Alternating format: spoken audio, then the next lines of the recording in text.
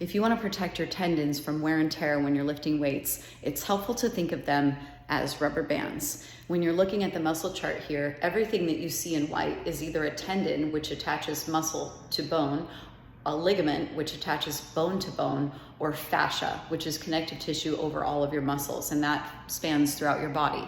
All right, so one of the ways that you can think of this, and one of the ways that you can protect your tendons from being torn, is to think of them like elastic bands. All right, so if I'm going through a range of motion, say I'm going into a deep squat, right? At the bottom of this squat, the elasticity around the knees, the four ligaments that attach the knee, the tendon that goes over the top of the knee is being stretched, okay? Now, because the knee is a hinged joint, if I get to the bottom of my squat where the deepest load is and all of a sudden my knees shoot out this way or collapse in, I am going to end up hurting the knee. The other thing you don't want to do, or you want to do if you want to protect your knees, is come down into that position slowly, right? Instead of just dropping into a squat, letting your knees shoot out and then popping up as quickly as you can, come down a little bit slower in that eccentric load, and think of your muscles as accelerators and decelerators. So you're going into your squat, and instead of just letting gravity take over, you come down slow, you hold for a moment, watch your knees, and you push up without any popping of the knee out or in,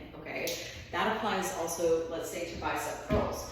If you're doing a bicep curl, instead of just dropping the weight and letting your shoulder and your elbow and the connective tissues of those 2 points take all the pressure, slow it down just a little bit, and at the very bottom, let the muscle take the impact. Let the muscle absorb the pressure at the end, all right? I see this in chest press. When you're laying on your back, and instead of using gravity to your benefit to build muscle and come down slow, you're just dropping that weight into the chest and thrusting it forward, all right?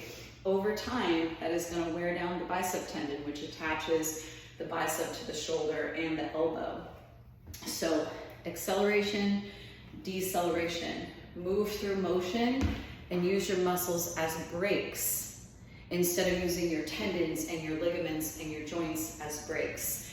You will have longevity in the joint this way, you'll protect, you'll feel better when you walk away from the gym, things won't hurt quite as much, and you will get stronger because you're going to use more muscle in all of those ranges of motion, at the bottom, at the top, and throughout the whole exercise.